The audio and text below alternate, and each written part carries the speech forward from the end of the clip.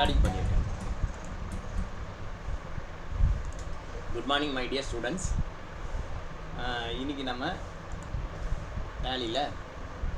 Tally education எப்படி வெப்சைட்குள்ளே எப்படி login பண்ணி எப்படி பாதிக்கிறது அப்படிங்கிறத பற்றி பார்க்க போகிறோம்.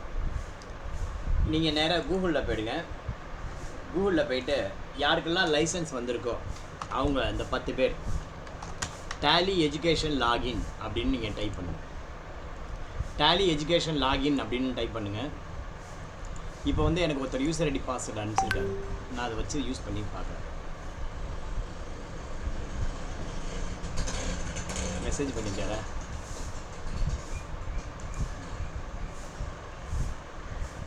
யூசர் நேம் பாஸ்வேர்டு அப்புறமா சேஞ்ச் பண்ணிடலாம்.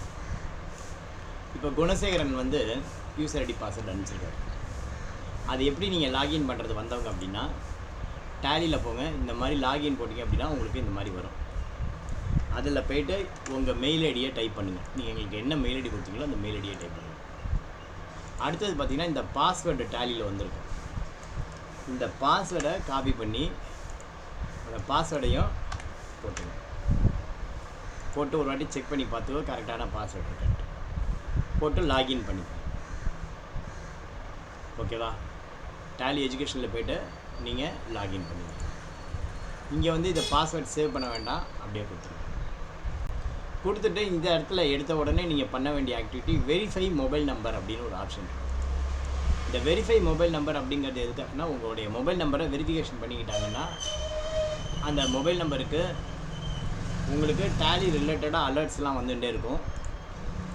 அந்த அலர்ட்ஸை நீங்கள் என்ஜாய் பண்ணலாம். அதுக்காக இங்கே வெரிஃபை மொபைல் நம்பர் அப்படின்னு இருக்கும். அதில் உங்கள் நம்பர் இருக்குது. கெட் ஓடிபி அப்படின்னு கொடுக்குறேன். ஓடிபி அனுப்பிடுது. ஓடிபி வந்திருக்கும்ப்பா, சொல்லுப்பா. இப்போ பார்த்தீங்கன்னா உங்கள் மொபைலுக்கு ஒரு ஓடிபி வரும். அந்த ஓடிபியை நீங்கள் சொல்லிட்டீங்கன்னா வெரிஃபை பண்ணிட்டீங்கன்னா டேலி சம்மந்தமாக உங்களுக்கு என்னென்ன அலர்ட் இருக்கோ அந்த அலர்ட்லாம் வரும். என்ன மாதிரியான அலர்ட் வரும்? டேலியில் நிறைய வெபினார் நடத்துவாங்க. அந்த வெபினார் அலர்ட்ஸ் வரலாம். அடுத்தது பார்த்தீங்கன்னா உங்களுக்கு இந்த கோர்ஸ் முடிஞ்சதும் உங்களுடைய ரெஸ்யூமை நீங்கள் அப்லோட் பண்ணுவீங்க டேலியில் நிறைய பேர் ஜாப் வேணும்னு கேட்டிருப்பாங்க. அந்த ஜாப் வேணுங்கிறது எங்கெங்கெல்லாம் ஜாப் இருக்குதுன்னு சொல்லிட்டு அந்த ஜாப் அலர்ட் வரும். ஏன்னா இந்த மாதிரி நிறைய அலர்ட்ஸ்லாம் வரும். மொபைல் நம்பர் ஓடிபி வந்துருச்சாப்பா குணசேகரன்? நீங்கள் என்கிட்ட பேசணுன்னா அன்மியூட் பண்ணிவிட்டு பேசுங்க. அப்புறமா திரும்பவும் மியூட் பண்ணிவிடுங்க. ஓகேவா?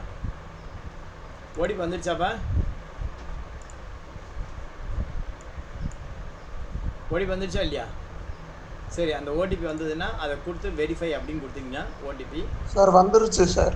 சொல்லுங்கள், டக்குன்னு சொல்லுங்கள். 15 இந்த வந்துட்டு ஓகே. இப்போ இந்த ஓடிபி வந்தாச்சு. அதை கொடுத்து நான் வெரிஃபை பண்ணிடுறேன்.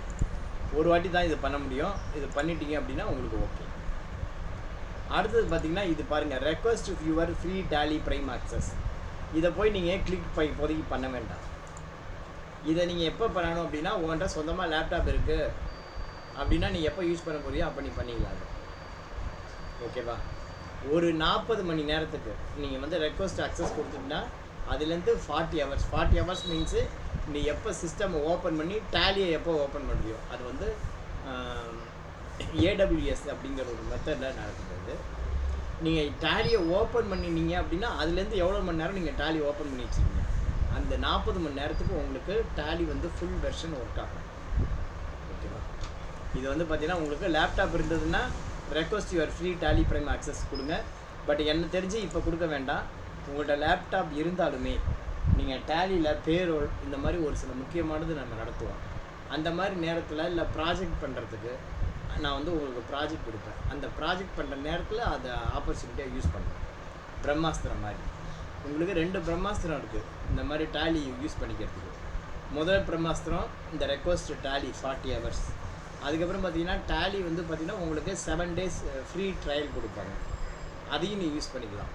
ஸோ 2 பிரம்மாஸ்திரம் இருக்குது. நீங்கள் ஒரிஜினல் டேலியை யூஸ் பண்ணி வீட்டில் போட்டு பார்க்கலாம். இப்போதைக்கு எடுக்க வேண்டாம். அடுத்தது பார்த்திங்கன்னா இங்கே வந்து 3 இருக்குது. ஒன்று கண்டக்ட், இன்னொன்று ஜாப்பு, இன்னொன்று ரெண்டல் டிஸ்கவுண்ட். இப்போ வந்து பார்த்திங்கன்னா உங்களுக்கு டேலி இல்லை சார், நான் கொஞ்சம் காசு கொடுத்து வாங்குறேன், என்கிட்ட லேப்டாப் இருக்குது, கொஞ்சம் நல்லா லேர்ன் பண்ணணும்னு நினைக்கிறேன். அப்போ இங்கே ரெண்டல் டிஸ்கவுண்ட் அப்படின்னு ஒன்று இருக்குது. அதை நீங்கள் இங்கே கிளிக் பண்ணிவிட்டு ஜெனரேட் கூப்பன் கொடுத்தீங்க அப்படின்னாக்க உங்களுக்கு ஒரு டிஸ்கவுண்ட் கூப்பன் உருவாகும். அந்த டிஸ்கவுண்ட் கூப்பனை உருவாக்கிட்டு 2 மாதத்துக்கு இருக்கும் ஆக்டிவேஷனாக. இந்த மாதிரி ஜெனரேட் கூப்பன் கொடுத்தீங்கன்னா உங்களுக்கு ஒரு கூப்பன் உருவாகும். அதுக்கு வந்து பார்த்திங்கன்னா இந்த கூப்பனை யூஸ் பண்ணிவிட்டு நீங்கள் வந்து கொஞ்சம் கம்மி ரேட்டில் நீங்கள் வாங்கிக்கலாம். ஒரு 20% டிஸ்கவுண்ட்டில் உங்களுக்கு கிடைக்கும். இந்த கூப்பனுடைய வேலிடிட்டி இங்கே கொடுத்துருக்காங்க. அதை வச்சு நீங்கள் ஒரு 2 மாதத்துக்கு கிடைக்கும். அது வந்து 20% டிஸ்கவுண்ட்டில் கிடைக்கும் ரேட்டு. ஓகேவா? அடுத்தது வந்து பார்த்திங்கன்னா இந்த ஜாபு எப்படிங்கிறது நம்ம கடைசியாக சொல்லுவோம். இப்போ சொல்ல மாட்டோம். இப்போ சொல்லி உங்களுக்கு வேஸ்ட். அதனால் கடைசியாக சொல்லுவோம். அடுத்து நீங்கள் பார்க்க வேண்டியது கண்டென்ட். இந்த கண்டென்ட்டில் பார்த்தீங்கன்னா மொத்தம் உங்களுக்கு 20 சாப்டர் இருக்குது. இந்த கண்டென்ட்டில் போய்ட்டு இங்கே லான்ச் கண்டென்ட் அப்படின்னு இருக்குது. நீங்கள் மொத்தம் 107 மணி நேரம் நீங்கள் படிக்க வேண்டியிருக்கு இந்த கோர்ஸில். மொத்த கோர்ஸ் 107 மணி நேரம் நீங்கள் படிக்கணும். நீங்கள் எவ்வளோ நேரம் படிச்சிருக்க அப்படிங்கிறது இங்கே தெரியும். இங்கே லான்ச் அப்படின்னு கொடுங்க. இங்கே லான்ச் அப்படின்னு கொடுத்தீங்க அப்படின்னா உங்களுக்கு அந்த கோர்ஸ் புக்கு, நம்ம படிக்கிற கோர்ஸோட பேர் என்ன அப்படின்னா டேலி எசென்ஷியல் காம்ப்ரிஹென்சிவ் அப்படிங்கிறது. Tally essential comprehensive. இது மொத்தம் 20 சாப்டர் இருக்குது. என்னென்ன சாப்டர் பாருங்கள். Fundamental of accounting, introduction to Tally, maintaining chart of accounts, recording and maintaining accounting transaction, banking, generating financial statement and MIS report, data security, company data management, storage and classification of inventory, accounts receivable and payable management. இது வரைக்கும் நான் நடத்தணும்னு எழுதி போட்டுருக்கேன் 2 மாதம். So purchase and sales order management, tracking additional cost or profit centre management, budget scenario, generating printing reports, GST, TDS, management of business data, moving to the next financial year. இந்த மாதிரி மொத்தம் அடமெண்ட் 20, அடமெண்ட் டு டேலி ப்ராஃபிட்ஸ் இதெல்லாம் கிடையாது. நமக்கு மொத்தம் 19 chapter இல்லை 20 சாப்டர். கடைசியாக மார்க் டெஸ்ட். இப்போ வந்து பார்த்திங்கன்னா இந்த ஃபண்டமெண்டல் மொத்தம் 2 சாப்டர்ஸ்ன்றது ஒரு exam. Fundamental, introduction to Tally, maintaining chart of accounts. ஃபஸ்ட்டுக்கு மாத்திரம் 3, பாக்கியெல்லாம் 2. இந்த 3ஐயும் படித்து முடிச்சிட்டிங்கன்னா உங்களுக்கு ஒரு மார்க் டெஸ்ட் உருவாகும். அந்த 10ஐயும் முடிச்சிட்டிங்கன்னா உங்களுக்கு ஒரு மார்க் டெஸ்ட் வரும். அந்த மார்க் டெஸ்ட்டில் 3 அட்டெம்ப்ட் இருக்கும். For example maintaining chart of accounts வந்துட்டீங்கன்னு வச்சுக்கோ. மெயின்டைனிங் சார்ட் ஆஃப் அக்கௌண்ட்ஸ் வந்துட்டீங்க அப்படின்னா உங்களுக்கு எங்களை இன்ட்ரடக்ஷன் டு டேலி எங்கே வருதுன்னு பார்க்கணும். கம்ப்ளீட் ஆகிடுச்சுன்னா உங்களுக்கு ஒரு மார்க் டெஸ்ட் வரும். இங்கே பாருங்கள், மொதல் சாப்டர் 2வது சாப்டர் முடிச்சதும் இங்கே மார்க் டெஸ்ட் அப்படின்னு ஒரு ஆப்ஷன். இந்த மார்க் டெஸ்ட்டை போய் நீங்கள் கிளிக் பண்ணிங்க அப்படின்னா மொத்தம் 3 அட்டெம்ப்ட் இருக்கும். Attempt 1, attempt 2, attempt 3. 2 chapter cover பண்ணி ஒரு அட்டெம்ப்ட். எவ்ரி அட்டெம்ப்ட் மொத்தம் 20 கொஸ்டின் இருக்கும். இந்த மாதிரி இருக்கிற கொஸ்டின்ஸ் எல்லாம் நீங்கள் வந்து என்ன பண்ணணும், ஷேர் பண்ணி உங்களுக்குள்ள நீங்கள் அதை நிறைய கொஸ்டின்ஸ் ஒவ்வொருத்தருக்குள்ள அட்டன் பண்ணி ஷேர் பண்ணி பார்த்துக்கணும். Attempt 1, attempt 2, attempt 3. இந்த மாதிரி எவ்ரி 2 சாப்டர்ஸ் உங்களுக்கு 3 அட்டெம்ப்ட் இருக்கும். அந்த மாதிரி மொத்தம் 20 எக்ஸாமையும் 10 சாப்டராக பிரிச்சுருப்பாங்க. பைத்மூன் 30 அட்டெம்ப்ட்டு. கடைசியாக வந்து பார்த்திங்கன்னா டேலி காம்ப்ரிஹென்சிவ் அட்டெம்ப்ட்னு ஒன்று இருக்கும். அதுக்கப்புறம் ஃபைனல் எக்ஸாம் மார்க் லிஸ்ட். ஓகேவா சார்? நான் அப்புறம் பேசுகிறேன் சார், ஆன்லைன் கிளாஸில் இருக்கேன்.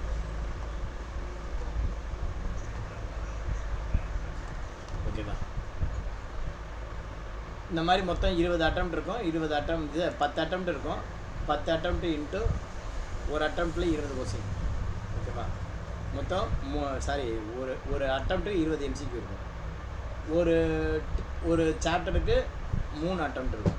அந்த மாதிரி பார்த்தீங்கன்னா பைத்மூன் 30 ப்ளஸ் காம்ப்ரிஹென்சிவ் ஒரு 3, 33 எக்ஸாம் அட்டன் பண்ணிங்கன்னா ஃபைனல் எக்ஸாம் வரும்.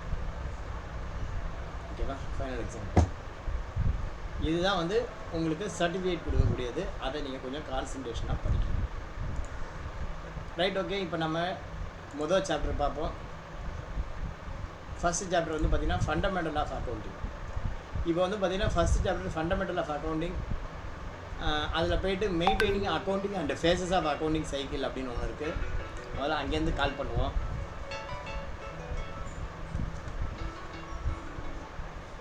ஹலோ,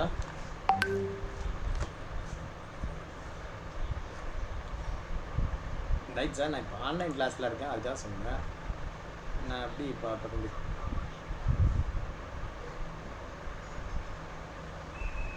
இல்லை சார், அதை ஒன்றாகாது. இந்த ஒரே நிமிஷம் இதை பார்க்குறேன். ஒரு நிமிஷம்.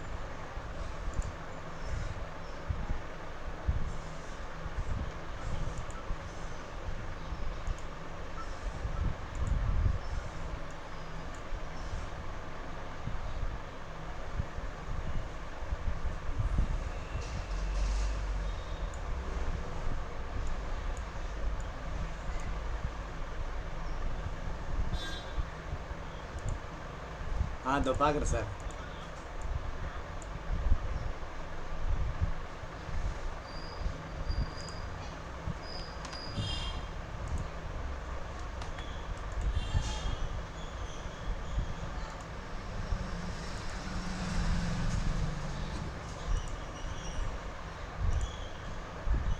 ஒரே ஒரு செகண்டு ஒரு இது செக் பண்ண சொல்லுங்க.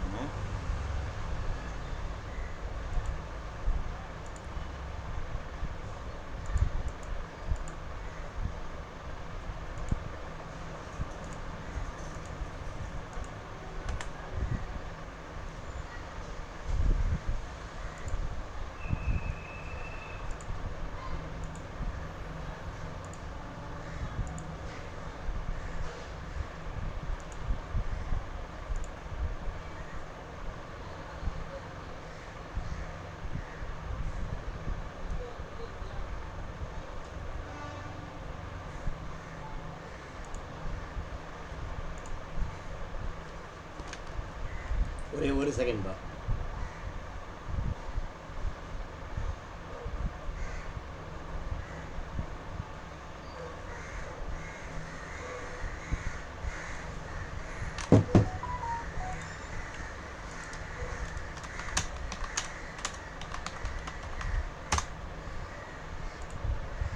ரைட். ஆக்சுவலாக முதல்ல ஒருத்தர் குட்ஸ் எடுத்துன்னு போகிறாங்க ஒரு இடத்துலேருந்து இன்னொரு இடத்துக்கு டெலிவரி செல்லான்னு போட்டு பிரான்ச் ட்ரான்ஸ்ஃபர். அது நான் தான் சொல்லிக் கொடுத்தேன் எப்படி பண்ணணும்னு சொல்லிட்டு. ரைட்டு. ஃபண்டமெண்டல் ஆஃப் அக்கௌண்டிங் அப்படின்னு இப்போ நீங்கள் இதை போய் கிளிக் பண்ணுங்கள். Meaning of accounting phase of cycle ஒவ்வொன்றும் ஒவ்வொரு சாப்டர்.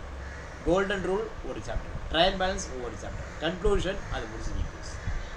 இப்போ நீங்கள் ஃபஸ்ட்டு சாப்டர் கிளிக் பண்ணீங்க அப்படின்னா இங்கே வந்து பார்த்தீங்கன்னா உங்களுக்கு 3 பார்ட் இருக்குது. ஒன்று வந்து வாட்ச் அப்படின்ட்டு. இந்த வாட்ச் போய் நீங்கள் கிளிக் பண்ணீங்கன்னு வச்சுக்கோங்க. இப்போ வந்து பார்த்தீங்கன்னா உங்களுக்கு இந்த மாதிரி வீடியோவாக வரும். நீங்கள் படிக்க வேண்டாம், ஜஸ்ட் கேட்டால் போதும். ஓகேவா? வாட்ஸில் அப்படிங்கிறத போய் கிளிக் பண்ணீங்க அப்படின்னா நீங்கள் உங்களுக்கு படிக்கலைன்னா கூட சொல்லுங்கள். அவங்க அந்த சாப்டர் அப்படியே வீடியோ ப்ரெசன்டேஷனாக கொடுத்துருக்காங்க, அதை காது கொடுத்து கேளுங்க போதுமா. அடுத்தது பார்த்தீங்கன்னா ரீடு. இல்லை சார் நான் புக்காக படிக்க விரும்புகிறேன், புக்காக படிக்க விரும்பினா இந்த ரீடுன்னு ஒரு ஆப்ஷன் இருக்குது. அந்த ரீடுங்கிற ஒரு ஆப்ஷனை கிளிக் பண்ணிங்க அப்படின்னா உங்களுக்கு அந்த சாப்டர் அப்படியே புக்காக வரும். இதை நீங்கள் படித்து பார்த்துக்கலாம் ரீடு அப்படின்னு சொல்லிட்டு. இந்த சாப்டரை படித்து பார்த்துட்டீங்க அப்படின்னா கம்ப்ளீட் அண்ட் நெக்ஸ்ட் கொடுத்தீங்கன்னா அடுத்தது வந்துடும். அதை முடிச்சுட்டு கம்ப்ளீட் அண்ட் நெக்ஸ்ட் கொடுத்தீங்கன்னா அடுத்தது, அந்த மாதிரி முடிச்சுட்டு கடைசியாக ஈக்விஸ்.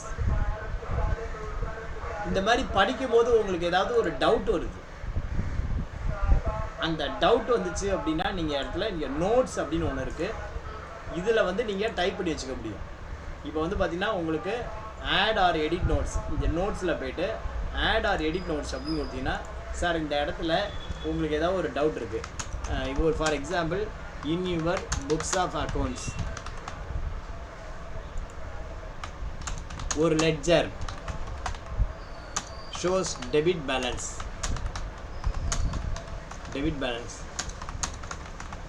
இட் மீன்ஸ் என்ன சார் எனக்கு தெரியல. உங்களுக்கு இது மாதிரி என்ன டவுட் இருக்கோ அந்த மாதிரி டவுட்டை வந்து நீங்கள் படிக்கும்போது என்ன டவுட் இருக்கோ அதை நீங்கள் வச்சுக்கலாம். இது வந்து எப்பயுமே இருக்கும் அப்படி. இப்போ நோட்ஸ் எடுத்தீங்கன்னா நீங்கள் என்ன டவுட்ஸ் என்கிட்ட கேட்கணும்னு நினைக்கிறீங்களோ அந்த டவுட்ஸை நீங்கள் டைப் பண்ணி வச்சுக்கலாம். அந்த டவுட்ஸ் வந்து பார்த்தீங்கன்னாக்க உங்களுக்கு இருக்கும். இந்த மாதிரி டைப் பண்ண டவுட்ஸ்லேயே அடிஷ்னல் டவுட்ஸ் வேணும்னா இது எடிட் நோட்ஸ் போய்ட்டு நீங்கள் எடிட் பண்ணிக்கலாம். இல்லை கிளியர் பண்ணணும் அப்படின்னா நீங்கள் அப்படியே செலக்ட் பண்ணி டெலிட் கொடுத்தீங்கன்னா கிளியர் ஆகிடும். ஸோ இந்த இடத்துல ஃபஸ்ட்டு நம்ம ரீடுக்கு போகிறோம். ஃபண்டமெண்டல் ஆஃப் அக்கௌண்டிங்கில் நம்ம என்ன சொல்ல போகிறோம் அப்படின்னா introduction of accounting, meaning of accounting, what are the terminology used in the accounting, concept of accounting, double entry system, golden rule, என்னென்ன சாப்டர் படிக்க போகிறோன்றது. Introduction of accounting. First accounting அப்படின்னா என்ன சார்? Introduction of accounting. முதல்ல அக்கௌண்டிங்னா என்ன அப்படின்னு நம்ம தெரிஞ்சுக்கணும். அக்கௌண்டிங்னா என்ன, யாராவது சொல்லுங்க பார்ப்போம். அக்கௌண்டிங்னா என்ன? ஹலோ சார் நான் இப்போ ஆன்லைன் கிளாஸ் எடுத்துகிட்டு இருக்கேன், நான் பார்க்கவே இல்லை. ஏன்னா நான் இப்போ ஆன்லைன் கிளாஸ் எடுத்துகிட்டு இருக்கேன். ஆமாம், நான் இப்போ ஆன்லைன் கிளாஸ் எடுத்துகிட்டு இருக்கேன். நான் எப்படி உங்களால் வெரிஃபை கான்சன்ட்ரேஷனாக பார்க்க முடியாது சார். ஒரு 1 hour டைம் கொடுங்க, நான் பார்த்து சொல்கிறேன். கிளாஸ் எடுத்துகிட்டு இருக்கேன், இல்லை பார்க்க முடியாது சார், நல்லா சரி.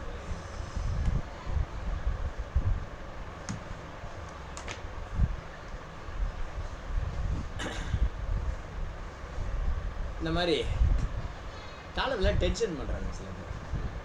ஆன்லைன் கிளாஸ் எடுத்துகிட்டு இருக்கும்போது உங்களை வச்சுட்டு நான் உட்காந்து வெரிஃபை பண்ணிட்டு இருக்க முடியுமா டாக்குமெண்ட் சொன்னால் புரிஞ்சுக்கணும். எனக்கு இதுவும் மறந்து போயிடும், அதுவும் மறந்து போயிடும், என்ன கேள்வி கேட்டங்கிறதே மறந்து போயிடும். Right, okay. அக்கௌண்டிங் அப்படின்னா என்ன? இன் ஜென்ரல் அக்கௌண்டிங் அப்படின்னா என்ன? யாருக்காவது தெரியுமா அக்கௌண்டிங்னா என்னன்ட்டு? ஒன்றும் இல்லை, குணசேகரன் இருக்காருன்னு சொல்லி ஒரு எக்ஸாம்பிள். முதல்ல கிளாஸில் இன்ட்ராக்ஷனாக இருக்கணும்ப்பா. நான் மாத்திரம் பேசிட்டே இருந்தால் எனக்கு போர் அடிக்கும். கேட்குற கேள்விகளை கொஞ்சம் ஆன்சர் பண்ணுங்க ப்ளீஸ். இப்போ குணசேகரன் இருக்கார். குணசேகரன் எனக்கு ரொம்ப நம்பிக்கையான ஆள் அப்படின்னு நினச்சிட்டு இருக்கேன். நான் வந்து இப்போ வெளிநாடு போகிறேன். வெளிநாடு போகும்போது என்ன பண்ணுறேன், குணசேகரனை கூப்பிட்டு எனக்கு சொந்தமாக ஒரு மாந்தோப்பு இருக்குது, அந்த மாந்தோப்பை அவர்கிட்ட ஹேண்ட் ஓவர் பண்ணுறேன். ஹேண்ட் ஓவர் பண்ணிவிட்டு இப்போ தான்ப்பா இந்த மாந்தோப்பு வாங்கியிருக்கேன், இதில் இத்தனை செடி நட்டிருக்கேன், தென்னை மரம் இத்தனை இருக்குது, என்ன எனக்கு வந்து போயிட்டு பார்த்துக்கோப்பா, இது இந்த மெயின்டைன் பண்ணுறதுக்கு உனக்கு நான் செலவு காசு தரேன், நான் வரத்துக்கு ஒரு 1 or 2 years ஆகும், அது வரைக்கும் என்ன இதுங்கிறத பார்த்துட்டு எனக்கு வரவு செலவு கணக்கு சொல்லுப்பா அப்படின்னு சொல்லிட்டு நான் போயிட்டேன். அவர் அக்கௌண்ட்டில் ஒரு 10 லட்ச ரூபா போட்டு என்ன செலவோ நீ பார்த்து எடுத்துக்கோன்னு சொல்லிட்டு. குணசேகரன் நல்ல டைப் தான், அதில் எந்த சேஞ்சும் கிடையாது. குணசேகரன் நல்ல டைப். அவர் என்ன பண்ணியிருக்காரு, அவர் வந்து அந்த மாந்தோப்பில் இருக்கிற மாஞ்செடிகள், பண்ணை மரம், தென்னை மரம் இதெல்லாம் நல்லா வளர்த்து காய் காய்க்கிற லெவலுக்கு வந்து காயெல்லாம் காய்ச்சிருக்கு, எல்லாம் ஒன்று. ஆஃப்டர் 2 years நான் போயிட்டு திரும்பி வரேன், வந்துட்டேன். வந்து குணசேகரனை கேட்குறேன், என்னப்பா வரவு செலவு கணக்கெலாம் எடுத்துட்டு வா அப்படின்னு. அப்போ குணசேகரன் என்ன பண்ணணும், சார் நீங்கள் கொடுத்துட்டு போனது 10 லட்சம், இந்த 10 லட்சத்துக்கு என்னென்ன பொருள்லாம் வாங்கியிருக்கேன், இதை நான் இவ்வளோ செலவு பண்ணியிருக்கேன், இவ்வளோ மிச்சம் இருக்குது, நம்ம செலவு பண்ணதுனால இந்த வருமானம் இருக்குது, அந்த வருமானத்தை இப்போ பண்ணும்போது பண்ணின செலவு இவ்வளவு, ஸோ மொத்தமாக இவ்வளோ லாபம் இல்லை இவ்வளோ நஷ்டம் அப்படின்னு சொல்லணும். இதுக்கு பேர் தான் அக்கௌண்டிங். ஆனால் அவர் என்ன பண்ணுறாரு, சார் நீங்கள் என்கிட்ட காசு கொடுத்துட்டு போனீங்கல்ல, ஆமாம், நான் உடனே என்ன பண்ண தெரியுங்களா, சொல்லுப்பா, கிராமத்துக்கு போனேன், ஆளுங்களெல்லாம் அழைச்சின்னு வந்து செடியை வந்து இன்னும் நல்லா ஆழமாக தோண்டி நட்டு களை எடுத்து அவர் பண்ணின கஷ்டத்தையெல்லாம் சொல்லிகிட்டு இருக்காரு. நான் இவர்கிட்ட கேட்டது அக்கௌண்டிங், எவ்வளோ பணம் நான் உங்கள்கிட்ட கொடுத்துருக்கேன், அந்த பணம் இப்போ எவ்வளோ இருக்குது, இன்னும் அதுக்கு என்ன கணக்கு வழக்கு, நான் கேட்குறது அக்கௌண்டிங். அவர் என்ன பண்ணுறாரு, அவர் பட்ட கஷ்டத்தையெல்லாம் என்கிட்ட சொல்லிட்டு இருக்காரு. அதுக்கு பேர் இல்லை அக்கௌண்டிங். ஓகேவா? ஸோ அக்கௌண்டிங் அப்படின்னா என்ன? அக்கௌண்டிங் அப்படிங்கிறது ஃபஸ்ட்டு வந்து பார்த்தீங்கன்னா classifying, recording, analysing, summarising and reporting. இது ஒரு ப்ராசஸ், அதுக்கு பேர் தான் accounting.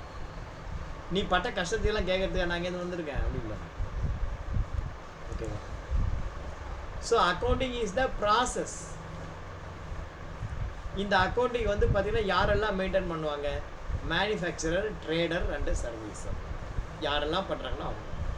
Even companies are classified into 2 part. ஒன்று வந்து பார்த்தீங்கன்னா profit organisation, another one is நான் ப்ராஃபிட் ஆர்கனைசேஷன். அவங்க எப்படி பண்ணுவாங்க அப்படின்னு ஆல்ரெடி நான் சொல்லிட்டேன். அடுத்தது ஸ்டேக் ஹோல்டர். ஸ்டேக் ஹோல்டர் அப்படின்னா யார்? ஸ்டேக் ஹோல்டர் அப்படின்னா முக்கியமான ஆட்கள் அப்படின்னு அர்த்தம். யாரெல்லாம் ஒரு கம்பெனியில் முக்கியமான ஆட்கள்? ஓனர்.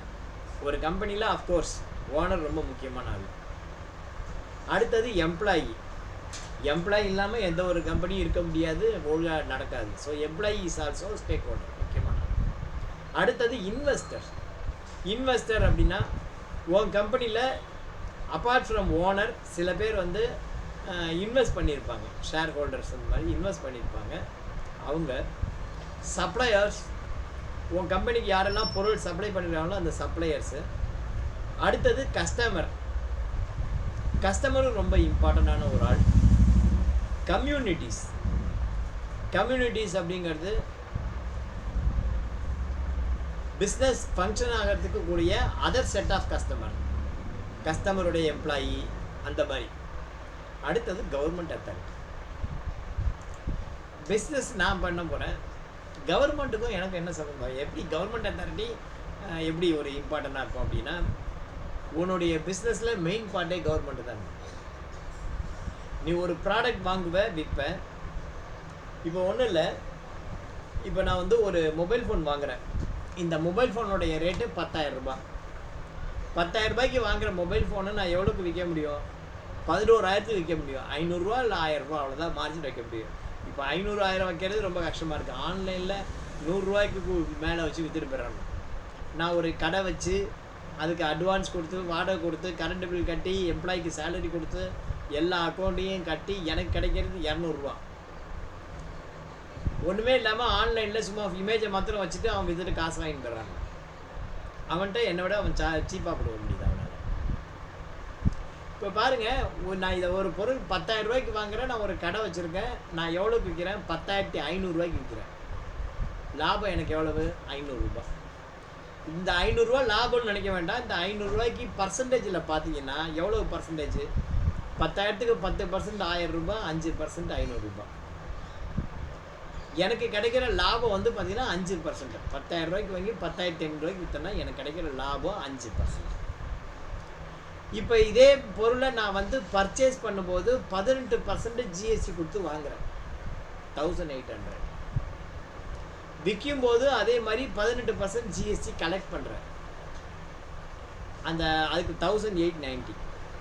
இப்போ அந்த 1890ல் 1800 லெஸ் பண்ணி பேலன்ஸ் 90 rupees கவர்மெண்ட்டு கட்டணும். ஸோ கவர்மெண்ட்டுக்கு இந்த மொபைல் ஃபோன் மூலியமாக கிடைச்ச லாபம் எவ்வளோன்னா 1890. இதை தான் ஒருத்தர் சொன்னால், ஐயா முதல் நான் போட்டிருக்கேன் கம்பெனியை நடத்த, மூளை எண்ணுது, உழைப்பு எண்ணுது, அதனால் அதுலேருந்து கிடைக்கிற லாபம் எண்ணுது. இப்போ நான் என்ன சொல்கிறேன் அப்படின்னா, கவர்மெண்ட்டை பார்த்து கேட்குறேன், லாபம் என்னது தான், ஆனால் அந்த லாபத்தை நீ வச்சுக்கோ, உனக்கு கிடைக்கிற டேக்ஸை நான் வச்சுக்கிறேன் அப்படின்னா. என்ன சொல்கிறேன்? லாபத்தை நீ வச்சுக்கோ, உனக்கு கிடைக்கிற டேக்ஸை நான் வச்சுக்கிறேன் அப்படின்னா. இந்த டீலிங் நல்லா இருக்குது ஆக்சுவலாக. வடிவேல் வந்து ஒரு படத்தில் சொல்லுவான்னு தெரியுமா? பேக்கரி கதையில் கிரின்னு ஒரு படம் வரும். அதில் சொல்லுவாங்க, கணபதி ஐயர்னு ஒருத்தர் இருந்தார். அவர் இந்த பேக்கரியை வச்சு ரன் பண்ணிட்டு இருந்தார். அப்படி சொல்லும்போது இந்த பேக்கரியை நீ வச்சுக்க, அந்த மாதிரி ஜோக்காக இருக்கு. ஆனால் அதுதான் உண்மை. நான் கஷ்டப்பட்டு சிந்திச்சு என் மூளையை செலவு பண்ணி என் ரத்தத்தை சிந்தி எனக்கு பார்க்குறேன், எனக்கு லாபம் 5%. கவர்மெண்ட்டுக்கு பார்த்தீங்கன்னா 18%. இப்போ அவன் இம்பார்ட்டன்ட் ஸ்டேக் ஹோல்டரா இல்லையா?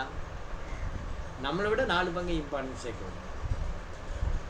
அதே மாதிரி தான் நான் ஒரு கன்ஸ்ட்ரக்ஷன் கம்பெனியில் ஒர்க் பண்ணிட்டு இருக்கும்போது சொன்னேன், if you received any amount as an advance, நீ 1 கோடி ரூபா அட்வான்ஸ் வாங்குற அப்படின்னா 1 கோடி உன் பணம் கிடையாது, உன் வேலைக்கு தான் வந்திருக்கு, ஆனால் அது உன் பணம் கிடையாது. அந்த 1 கோடியில் 20% உன்னோடது கிடையாது, பாக்கி 80% தான் உன் பணம். 20% எடுத்த உடனே ஜிஎஸ்டியை கட்டிட்டு அப்படின்னு. உன்னோடது இல்லாது தொடாத, அது சனியை, அது கொடுத்துடு. இல்லைன்னு வச்சுக்கோ, நீ கஷ்டப்படுவ. So government also an important stakeholder. அடுத்தது phases of accounting cycle. Phases of accounting சைக்கிளில் ஃபஸ்ட்டு என்னன்னா, understanding the transaction. Transaction understand பண்ணி என்ன பண்ணணும்? ஜேர்னல் என்ட்ரி பண்ணணும், லெட்ஜரில் போஸ்ட் பண்ணணும், trial balance, profit and loss account, balance sheet. What is called understanding the transaction? மொத்தம் வந்து பார்த்திங்கன்னா அக்கௌண்ட்டில் 8 வகையான டைப் ஆஃப் டிரான்சாக்ஷன் இருக்குது. Purchase, purchase return, sales return, receipt, payment, contract, sale. இதை நம்ம கிளாஸில் நடத்தும் போது நம்ம கரெக்டாக நடத்துவோம். அப்போ வந்து உங்களுக்கு கடைசி வரைக்கும் மைண்டில் வந்து புரியும். அதனால் இந்த சாப்டர் நான் அவாய்ட் பண்ணிக்கிறேன். அடுத்தது பார்த்தீங்கன்னா terminology used in the account. What are the terminology these are use are account? நான் ஆல்ரெடி கிளாஸில் கூட சொல்லியிருக்கேன். Capital, the amount of money introduced in the business by the owner.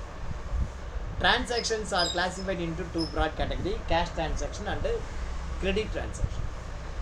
Asset அப்படின்னா economic value owned by an asset and owner. ஓகேவா? asset அப்படின்னா an economic value owned by a person is called asset. Liability அப்படின்னா the liability are whatever the entity owes to outsiders, எதுவாக இருந்தாலும் சரி வெளியாருக்கு கொடுக்கணும் அப்படின்னா அது liability. Drawing அப்படிங்கிறது money or money's worth withdrawn by the business by a owner. Bad debts amount unrecoverable. Purchases, நான் பர்ச்சேசஸை வந்து மொத்தம் 3ஆக பிரிங்க அப்படின்னு சொல்லியிருக்கேன். ஒன்று ட்ரேடிங் பர்ச்சேசஸ், இன்னொன்று P&L பர்ச்சேசஸ், இன்னொன்று பேலன்ஸ் ஷீட் பர்ச்சேசஸ். P&L பர்ச்சேசஸில் எக்ஸ்பென்ஸு அல்லது சர்வீஸ் பர்ச்சேஸ் அப்படின்னு. சேல்ஸ் அல்லது சேல்ஸ் ரிட்டர்ன். சேல்ஸ் அப்படின்னா என்ன? What is called sales? Goods transferred for consideration, that is called sales. இப்போ என்கிட்ட மொபைல் ஃபோன் இருக்குது. இப்போ நான் ஒரு மொபைல் ஃபோன் கடை வச்சுருக்கேன். என்கிட்ட மொபைல் ஃபோன் நிறைய அடுக்கி வச்சுருக்கேன். இந்த மொபைல் ஃபோன்லாம் யாருது? என்னதுன்னு எப்படி சொல்ல முடியும்? பர்ச்சேஸ் இன்வாய்ஸ் என் கூட வந்திருக்கு. அந்த பர்ச்சேஸ் இன்வாய்ஸ் என்கிட்ட இருக்குது. இந்த மொபைல் ஃபோன் பர்ச்சேஸ் பண்ணதுக்கு இன்வாய்ஸ் மாத்திரம் இல்லை, அந்த பர்ச்சேஸ் இன்வாய்ஸ் கூட இன்வென்ட்ரி வந்திருக்கு. செக் பண்ணி நான் வாங்கி உள்ளே வச்சுருக்கேன். இந்த பர்ச்சேஸ் பண்ணினதுக்கு நான் அவனுக்கு பேமெண்ட் கொடுத்துட்டேன் அல்லது கொடுக்க போகிறேன். எனிக்காக நான் கொடுக்க போகிறேன். அதனால் என் பேரில் வந்திருக்கிறதுனால இது என்னது. இப்போ இந்த மொபைல் ஃபோனில் என் பேர் இருக்கானா? கிடையாது. என் பேர் இதாக இருக்குது, ஐடியலாக இருக்குது. சேல் அப்படிங்கிறது என்னென்னா, சேல் அப்படிங்கிறது என்ன? இப்போ குணசேகரன் வராரு, ஒரு 15,000 காசு கொடுக்குறாரு, இந்த மொபைல் ஃபோன் என்கிட்ட வாங்குறாரு. அப்போ அவர்கிட்ட இந்த 15,000 காசை வாங்கி கடலில் போட்டுக்கிறேன், இந்த மொபைல் ஃபோனை அவர்கிட்ட கொடுக்குறேன். That is called consideration. அந்த கன்சிடரேஷன் வந்து லோ கன்சிடரேஷனாக இருக்கலாம், ஹை கன்சிடரேஷனாக இருக்கலாம், ஈக்குவல் கன்சிடரேஷனாக இருக்கலாம், அது வேறு விஷயம். But goods exchange for consideration is called sale. ஓகேவா? Goods exchange for. இது வரைக்கும் என் பொருளாக இருந்தது. காசை கொடுத்து அவர்கிட்ட நான் பொருளை ஒப்படைச்சதுக்கப்புறம் இந்த பொருள் வந்து அவனோட தான் போகும். That is called sales. அந்த மாதிரி வாங்கின பொருள் சரியில்லைன்னு திருப்பி கொடுக்குறாரு, அது சேல்ஸ். அடுத்தது concept of accounting. Concept of அக்கௌண்டிங்கில் பார்த்தீங்கன்னா நிறைய கான்செப்ட் இருக்குது. Business entity concept, going concern concept, money measurement concept, இந்த மாதிரி ஒரு 10 வகையான concept. Business entity concept. Business entity concept அப்படிங்கிறது என்னென்னா, நான் வேறு, என் பிஸ்னஸ் வேறு, அப்படி தான் நினைக்கிறேன். நான் ஒரு பொட்டிக்கடை வச்சுருக்கேன், கல்லம் டைம் எல்லாம் நிறைய வச்சுருக்கேன். எனக்கு ஸ்நாக்ஸ் சாப்பிட்றதுனா ரொம்ப பிடிக்கும். அதுக்காக நான் பாட்டுக்கு கல்லம் டைலாம் கடையில் எடுத்துகிட்டு தின்னுட்டேன் அப்படின்னா எப்படி வியாபாரம் நடக்கும்? எப்படி அதுக்கு கடன் கொடுத்து வாங்கினோனுக்கு எப்படி காசு கொடுக்க முடியும்? இல்லையா? முடியாது. நான் வேற, என் பிஸ்னஸ். இப்போ என் ஒய்ஃப் பார்த்தீங்கன்னா, இங்கே வந்து பார்த்தீங்கன்னா அவங்க தனியாக ஒரு பிஸ்னஸ் பண்ணுறாங்க. வீட்டில் சோப்பு இதெல்லாம் விற்கிறாங்க. பாரிஸ்லேருந்து வாங்கிட்டு வந்து அக்கம் பக்கம் விற்பாங்க. இங்கே அடுக்கி வச்சுருக்காங்க, பின்னாடி அடுக்கி வச்சுருக்காங்க. அந்த கடை தான் இருக்கும்.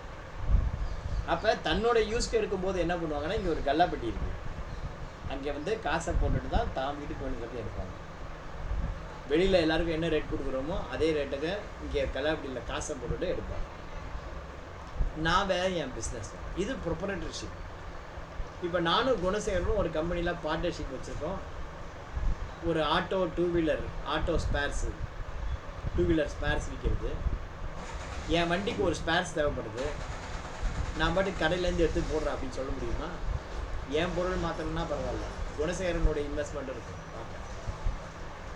யாராக இருந்தால் என்ன, அவருக்கு வேணும்னாலும் சரி காசு கொடுத்தா வாங்கிக்கணும், எனக்கு வேணும்னாலும் காசு கொடுத்தா. ஸோ இது வந்து என்னென்னா separate entity. Private limited company, public limited company எல்லாமே அப்படி தான். அடுத்தது going concern concept. Going concern concept என்ன? கோயிங் கன்சர்ன் கான்செப்ட் அப்படிங்கிறது என்னென்னா, நம்ம Tally class going concern concept ரொம்ப நாள் நடக்கும். நான் டேலி கிளாஸில் வாத்தியாராக ஜாயின் பண்ணும்போது பேட்ச் வந்து பார்த்திங்கன்னா இப்போ 10 பேட்சோ 12வது பேட்சோ ஓடிங்க. இன்றைக்கி வந்து பார்த்திங்கன்னா இது 108வது பேட்ச். நான் நம்புறது அட்லீஸ்ட் ஒரு 200வது பேட்ச் வரைக்கும் நம்ம கிளாஸ் எடுக்கணும் அப்படின்ட்டு. 200வது பேட்ச் வரைக்கும் கிளாஸ் எடுக்கணும் அப்படின்னு எனக்கு ஒரு நம்பிக்கை இருக்குது. நான் எழுதி வச்சுருக்கேன். இன்னும் 6 வருஷம் நம்ம கடன் இருக்குது. 72 மாதம் நான் வேலை செஞ்சாக்கணும், அப்போ எத்தனாவது பேட்ச் வரும் அப்படின்னு எழுதி வச்சேன். கோயிங் கன்சர்ன் கான்செப்ட், ரொம்ப நாள் நம்ம கம்பெனி வரும் அப்படிங்கிற நினைப்பில் தான் நம்ம அக்கௌண்டிங்கே பண்ணுவோம். ஓகேவா? இந்த கம்பெனி லாங் ஸ்டாண்டிங்காக இருக்கும் அப்படிங்கிற நினைப்பில் தான் நீ ஒரு கம்பெனியில் அக்கௌண்டண்ட்டாக இருக்கும்போது அக்கௌண்ட்ஸ் பண்ணணும். என்னத்தை விளங்கி என்னத்தை போய் என்னத்தை வந்து அப்படி பண்ணக்கூடாது. ஓகேவா? Going concern concept. அடுத்தது transaction to be recorded in the money measurement concept. Money measurement concept ஆகும். Transaction to be recorded in the money measurement concept.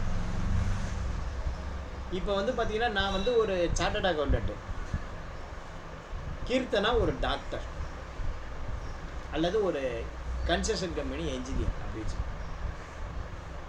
Keerthana யார்? ஒரு கன்ஸ்ட்ரக்ஷன் கம்பெனியோட என்ஜினியர். நான் வந்து ஒரு டாக்டர். ஓகேவா? நான் வந்து நான் யார் சொன்னால் ஒரு சார்ட்டர்ட் அக்கௌண்டன்ட். சாரி, நான் ஒரு சார்ட்டர்ட் அக்கௌண்டன்ட்டு, கீர்த்தனா வந்து ஒரு கன்ஸ்ட்ரக்ஷன் கம்பெனி என்ஜினியர். கீர்த்தனா என்ன பண்ணுறாங்க, அவங்களுக்கு ஜிஎஸ்டி ரிட்டர்ன் ஃபைல் பண்ணணும், இன்கம் டேக்ஸ் ரிட்டர்ன் ஃபைல் பண்ணணும். அந்த ஒர்க்கெல்லாம் அவங்களுக்கு இருக்குது. அந்த ஒர்க்கை என்கிட்ட கொடுத்துருக்காங்க. பதிலுக்கு நான் என்ன பண்ணுறேன், நான் ஒரு வீடு கட்ட போகிறேன். அந்த வீடு கட்டுறதுக்கு டிசைனிங் சார்ஜஸ்லாம் இருக்குது, பிளானிங் இன்ஜினியரிங் ஒர்க் இருக்குது, அதை நீங்கள் பண்ணி கொடுங்க அப்படிங்கிற. நான் காசு வாங்காமல் அவங்களுக்கு சர்வீஸ் பண்ணுறது, அவங்க காசு வாங்காமல் எனக்கு சர்வீஸ் பண்ணுறது. இதுக்கு இது சரியாக போச்சு அப்படின்னு நம்ம பேசிக்கிறோம்னு வச்சுக்கோங்க. அந்த மாதிரி உண்டாட்டா உண்டு. இப்போ எனக்கும் சில்வர் பிரின்ஸ்னு ஒரு கம்பெனி என்னுடைய நண்பர் வச்சுருக்காரு. அவருக்கும் எனக்கும் ஒரு அக்ரிமெண்ட் என்னென்னா, என் வீட்டில் எந்த சிஸ்டம் கம்ப்யூட்டர் பிரச்சனையாக இருந்தாலும் அவர் வந்து எனக்கு அட் ஃப்ரீ ஆஃப் காஸ்ட்டு பண்ணி கொடுப்பார். அதே மாதிரி அவருக்கு டேலிலையோ ஜிஎஸ்டிலையோ ஏதாவது ஒரு பிரச்சனை அப்படின்னா நான் வந்து அவருக்கு சரி பண்ணி கொடுப்பேன் அட் ஃப்ரீ ஆஃப் காஸ்ட். ஒருத்தர் கம்மியாக பண்ணலாம், ஒருத்தர் அதிகமாக பண்ணலாம், வேல்யூ வைஸ், அது வேறு விஷயம். பட் நாங்கள் 2 பேரும் ஒருத்தருக்கு ஒருத்தர் பண்ணி கொடுத்துட்டு தான் இருக்கோம். நான் பண்ணுற வேலைக்கு நான் காசு வாங்குறது கிடையாது, அவர் பண்ணுற வேலைக்கு அவர் காசு வாங்குறது கிடையாது. இது எங்களுக்குள்ளே இருக்கிற அண்டர்ஸ்டாண்டிங். எங்கள் வீட்டில் கேமரா ஃபிக்ஸ் பண்ணி கொடுத்தாரு, ஒன்றும் காசு வாங்கல, கேமராவுக்கு தான் காசு கொடுத்தேன், சர்வீஸ் காசு கிடையாது. அவருக்கு ஜிஎஸ்டி ரிட்டர்ன் நான் ஃபைல் பண்ணி கொடுக்குறேன், அதுக்கு நான் காசு வாங்க மாட்டேன். இது நமக்குள்ளே பண்ணிக்கலாம். பட் இதெல்லாம் ஒன்று குட்ஸ் அண்ட் சர்வீஸ் இல்லையா, அது மேலே போக வேண்டிய ஜிஎஸ்டி கவர்மெண்ட்டுக்கு போகல. ஓகேவா? இது வந்து ரெக்கார்டும் ஆகலை. பட் டேலியில் இதை நான் ரெக்கார்ட் பண்ணணும் அப்படின்னு நினச்சேன்னா என்ன பண்ண முடியும்? இந்த மாதிரி அவருக்கு நான் இந்த வேலை பண்ணி கொடுத்தேன், இவர் எனக்கு இந்த வேலை பண்ணி கொடுத்தாரு, நான் அவர் புக்லேயும் இவர் என் புக்லேயும் எழுத முடியுமானா முடியாது. It can be entered in money terms. பணத்தால் தான் அதை வேல்யூ பண்ணி எழுத முடியும். எல்லாத்தையும் அதில் கொண்டு வரணும். Express in terms of money. அடுத்தது காஸ்ட் கான்செப்ட். காஸ்ட் கான்செப்ட் அப்படிங்கிறது என்ன அப்படின்னா, ஆல்ரெடி உங்களுக்கு இந்த ஒரு எக்ஸாம்பிள் சொல்லியிருக்கேன். ஒரு 15 வருஷத்துக்கு முன்னாடி இல்லை 10 வருஷத்துக்கு முன்னாடி நீங்கள் என்ன பண்ணியிருக்க, ஒரு யமஹா பைக் வாங்கியிருக்க. வாங்கும்போது அதோட ரேட்டு 33,000. எவ்ரி இயர் உன்னுடைய புக்ஸ் ஆஃப் அக்கௌண்ட்டில் டெப்ரிசியேஷன் போட்டு ரைட் ஆஃப் பண்ணிகிட்டே வந்திருக்க. 10 வருஷத்தில் அதனுடைய எண்ட் லைஃப் இன்னைக்கு பார்த்தோன்னா அதனுடைய வேல்யூ புக்கில் வந்து பார்த்தீங்கன்னா 3,000 ரூபா இருக்குது ரிட்டர்ன் பண்ணுவாங்க. பட் ஒரிஜினலி அந்த அசட்டோட வேல்யூ பார்த்தீங்கன்னா 1 lakh. நீ என்ன பண்ணுறோம், எவ்வளவுக்கு ரெக்கார்ட் பண்ணணும் அப்படின்னா 3,000 தான் ரெக்கார்ட் பண்ணணும். ஒரிஜினல் வேல்யூ 1 lakh அப்படின்னு சொல்லிட்டு 1 lakh அப்படின்னு ரெக்கார்ட் பண்ணக்கூடாது. All assets should be recorded only in cost price only. ஓகேவா? That is called cost concept. அடுத்தது dual aspect concept. Each and every transaction equivalent credit debit equivalent. Accounting period concept. Accounting period concept.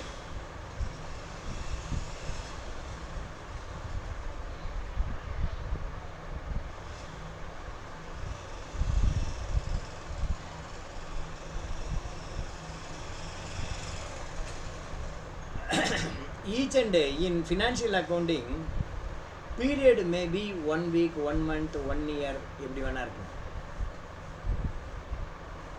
If you are preparing a statement for 1 quarter, it is the period of 1 quarter. அந்த 1 quarterல உன்னுடைய position என்னன்னு சொல்றது, உன்னுடைய profitability சொல்றது. That is called the period concept. Revenue realization concept. Accounting standard ஒன்று இருக்கு. Accounting standard as 5 நினைக்கிறேன். Revenue ரியலைசேஷனுக்கு என்னப்பா அக்கௌண்டிங் ஸ்டாண்டர்டு? 5ன்னு நினைக்கிறேன்.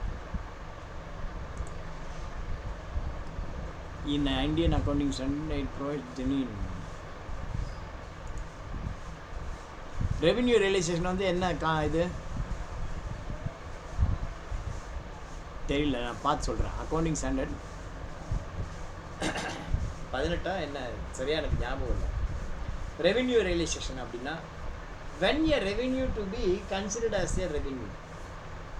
காசை வாங்கி கலால போட்டதுமே இது எனக்கு சொந்தம் அப்படின்னு எடுத்து செலவு பண்ணக்கூடாது. அப்படி செலவு பண்ணால் மாட்டிக்கணும். எப்போ நம்ம ஒரு ரெவென்யூ வந்து ரெவென்யூவை கன்சிடர் பண்ணணும்?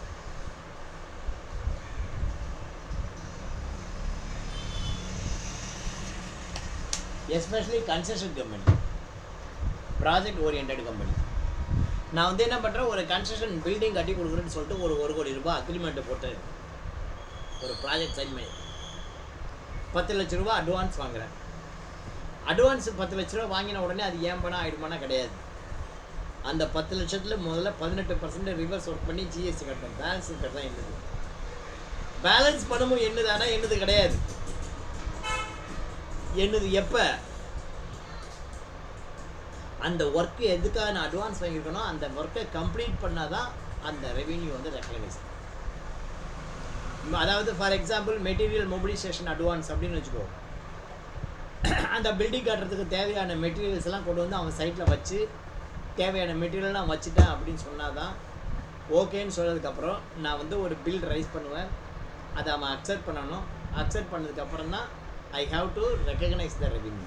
அப்போ கூட பார்த்தீங்கன்னா உங்களுக்கு நோஷனல் ப்ராஃபிட்டில் 1/3 2/3 percentage of completion of work அதை பொறுத்து இவ்வளோ தான் உன்னுடைய ப்ராஃபிட்டுக்கு ட்ரான்ஸ்ஃபர் பண்ணணும்னு இருக்குது. அதை மாத்திரம்தான் உங்களால் ட்ரான்ஸ்ஃபர் பண்ண முடியும்.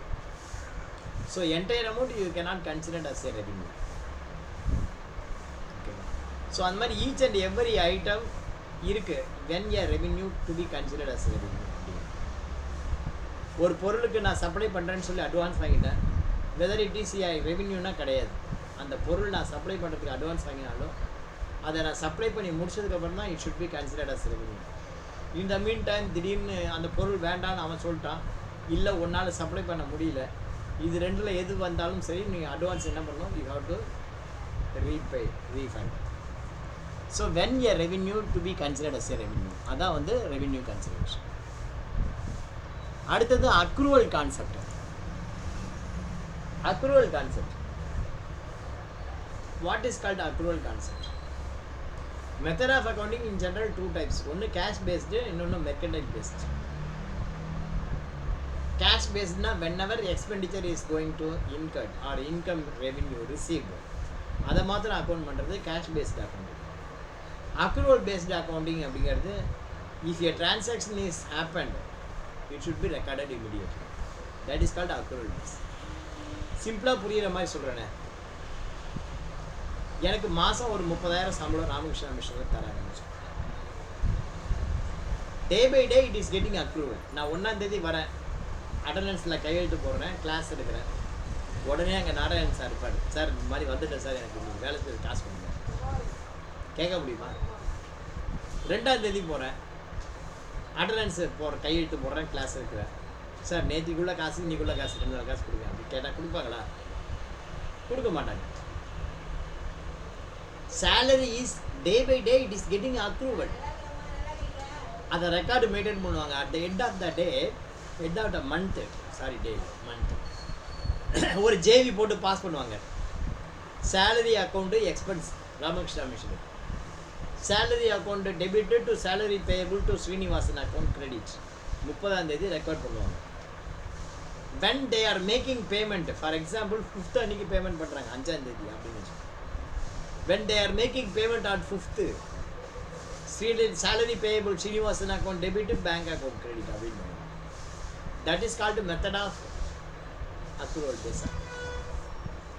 rent இருக்கு, every month at the end of month you have to record the transaction. Rent account debited to rent payable account, house owner account. when you are making payment, rent payable account debited, bank account credit or cash account credit. Suppose if any of the month you have not paid அப்படின்னா in accrual based account உன்னுடைய மாதம் 10,000 ரெண்ட்னா your rent may be 1,20,000, that entire 1,20,000 will represent in the profit and loss account, whereas you may paid actually 50 or 60,000. Balance amount shown as liability in the balance sheet. That is called accrual based accounting. That is the benefit of accrual based accounting. உங்களுக்கு எவ்வளோ தரணுங்கிறது காட்டும். Matching concept. As per this concept, revenue earned and the cost incurred in such revenue to be the same period. Matching concept is very important. Matching concept அப்படின்னா என்ன? நீ வந்து போன வருஷம் 1 லட்ச ரூபா செலவு பண்ணியிருக்க, அந்த 1 லட்ச ரூபாய்க்கு வருமானம் எவ்வளோ வந்திருக்கு மேட்ச் பண்ணு. ஜிஎஸ்டியில் ஹெச்எஸ்என் மேட்ச் பண்ணுறான். நீ வந்து ட்ரேடராக இருந்தால் நீ என்ன ஹெச்எஸ்என் பர்ச்சேஸ் பண்ணியிருக்கியோ அதே ஹெச்எஸ்என் தான் சேலும் பண்ணணும். நேற்று எனக்கு கூட ஒரு ஐடியா வந்தது. கோல்டு வாங்கினேன். கோல்டு வாங்கும்போது அதுக்கு 3% ஜிஎஸ்டி 3000 ரூபா வரும். இந்த ஜிஎஸ்டியை வந்து நம்ம வேறு ஒரு நம்மள்ட்ட ஜிஎஸ்டி நம்பர் இல்லை, நம்ம ஃப்ரெண்டு கூப்பிட்றாரு, அவர் பேரில் போட்டு எடுத்துடலாம், அப்புறமா அவர் இன்புட் அவாய்ட் பண்ணிக்கலாம் அப்படின்னு நினச்சேன். அப்புறம் தான் யோசனை பண்ணேன், கோல்டோட ஹெச்எஸ்என் வேறு. அவர் அந்த கோல்டை திரும்ப விற்றா பரவாயில்ல, அவர் விற்க மாட்டார். அப்போ அது பிளாக்டு கிரெடிட் அல்லது வேறு ஏதாவது இஷ்யூ வந்துடும், அவருக்கு வேண்டாம் அப்படின்னு. ஹெச்எஸ்என் மேட்ச் பண்ணுவாங்க. நீ என்ன ப்ராடக்ட், நீ ஒரு ட்ரேடராக இருக்க, மொபைல் ஃபோன் பர்ச்சேஸ் பண்ணுற, மொபைல் ஃபோன் தான் விற்கணும். அதை விட்டுட்டு நீ பாட்டுக்கு பில்டிங் மெட்டீரியல் சிமெண்ட் விற்றேன்னு நீ கணக்கு எழுத முடியாது. HSN to be matched. Matching concept is very important. அதே மாதிரி your income and expenditure should be match. 10 வருஷத்துக்கு முன்னாடி செலவு பண்ண காசு கொண்டு வந்து இப்போ அக்கௌண்ட் பண்ண முடியும். Verifiable and objective evidence concept ரொம்ப ரொம்ப முக்கியம். In accounting terminology, there are 8 kind of accounting: purchase, purchase return, sales, sales return, receipt, payment, contra, chain. Each and every transaction to be recorded based on your evidence. என்ன evidence? If you are going to record the purchase, நீ purchase entry பண்ண போகிற அப்படின்னா purchase invoice இருக்கா, அந்த purchase invoice உன் பேரில் இருக்கா, உன்னுடைய ஜிஎஸ்டி நம்பர் இருக்கா, டோட்டல் இன்வாய்ஸ் வேல்யூலாம் கரெக்டாக இருக்கா, இன்வாய்ஸில் மென்ஷன் பண்ண குட்ஸ் எல்லாம் வந்துருச்சா, அல்லது கம்மியாக வந்திருக்கா அல்லது ஜாஸ்தி வந்திருக்கா, டெலிவரி ஆகிடுச்சா, நல்ல கண்டிஷனில் வந்திருக்கா, இதையெல்லாம் வெரிஃபை பண்ணி வெரிஃபைடுன்னு இருந்தால் மாத்திரம்தான் you have to enter. Purchase return, நீ ரிட்டர்ன் பண்ண போகிற, 10 குட்ஸு வந்திருக்கு, ஒன்று சரியில்லை திருப்பி கொடுக்குற, நீ பாட்டுக்கு இருந்தால் அங்கே சரியில்லை அப்படின்னு திருப்பி கொடுக்கக்கூடாது. You have to create evidence. ஒரு சின்ன எக்ஸாம்பிள் சொல்கிறேன் பாருங்கள். 2 நாளைக்கு முன்னாடி நான் பாரிஸ் போயிட்டு என் ஒய்ஃபோட நானும் ஒய்ஃபும் ஆட்டோவில் வந்து இறங்கி வரோம். என் வீட்டு வாசலில் வந்து இறங்குறேன். ஆக்சுவலாக வந்து பார்த்தீங்கன்னா அந்த ஆட்டோக்காரனுக்கு நான் 130 ரூபா தரணும். 127 ரூபா காட்டுச்சு. என் கையில் 132 ரூபா இருந்தது. எவிடன்ஸு பேசுகிறேன், நானே எவிடன்ஸை போட்ட வர்றேன். நான் இறங்கி என்ன பண்ணுறேன், என் பர்ஸில் பார்க்குறேன் 132 ரூபாய்க்கு 100 ரூபாய் நோட்டும் 50 ரூபாய் இருக்குது. எவ்வளோ பாக்கெட்டால் 127னா சரி ஒரு 10 ரூபா சேர்த்து 140 கொடுக்கலாமே அப்படின்னு சொல்லிட்டு நான் என்ன பண்ணேன், 150 ரூபாய் தூக்கி கையில் கொடுத்தேன். பாக்கி 10 ரூபா அவன்கிட்ட இல்லை. 100 ரூபாய் அவன் வச்சுட்டு என்கிட்ட பாக்கி 50 ரூபாய் கொடுத்தான். சார் என்கிட்ட சில்லறை இல்லை சார். நான் சரிப்பா இரு, நான் போய் சில்லறை எடுத்துன்னு வரேன்னு சொல்லிட்டு வீட்டுக்குள்ளே போனேன். வீட்டுக்குள்ளே போயிட்டு 40 ரூபா 10 ரூபா காயின் கொண்டு கொடுக்குறேன். 100 ரூபா நோட்டை கொடுக்கவே இல்லைன்ட்டான். 100 ரூபா நோட்டை கொடுக்கவே இல்லைன்ட்டான். நான் கொடுத்தேங்கிறேன், இல்லைங்கிறாங்க. ரேட்டில் எல்லாம் வேடிக்கை பார்க்குறாங்க. ரோட்டில் எல்லாரும் வேடிக்கை பார்க்குறாங்க. எனக்கு ரொம்ப கஷ்டமாக போச்சு. எப்படி நினச்சிப்பார், 100 ரூபாங்கிறது ஒரு பெரிய மேட்ரு கிடையாது. பட் எல்லோரும் வேடிக்கை பார்க்குறாங்க.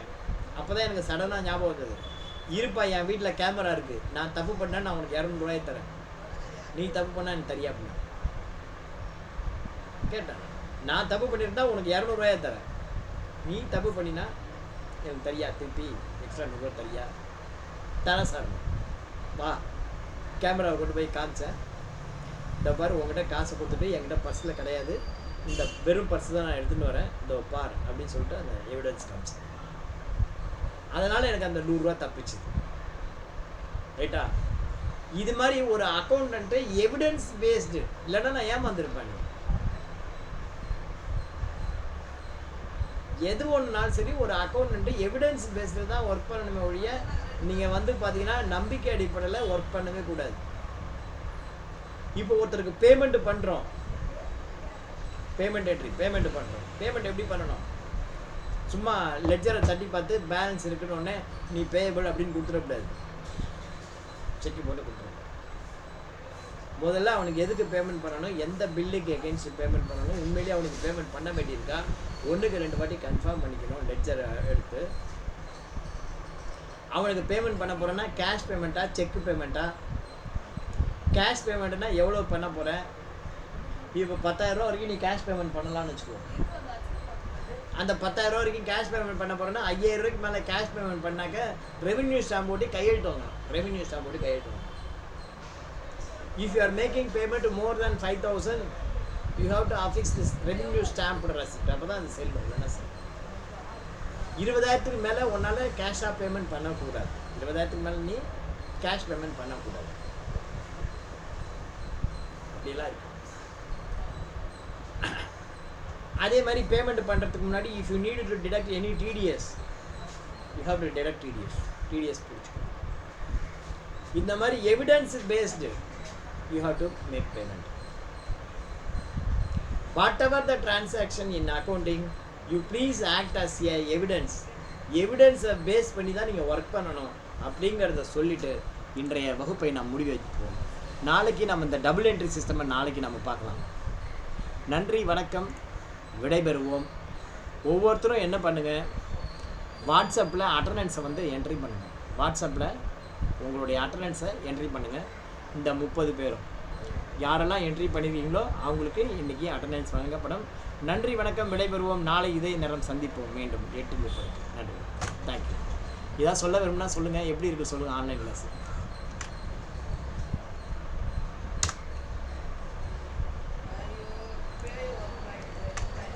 கிளம்பலாம். இன்றைய வகுப்பு முடிவடைந்தது. நீங்கள் கிளம்பலாம். Thank you sir. எப்படிமா இருக்கு ஆன்லைன் கிளாஸ்? எஸ் சார், நல்லா தான் சார் புரியுது சார்.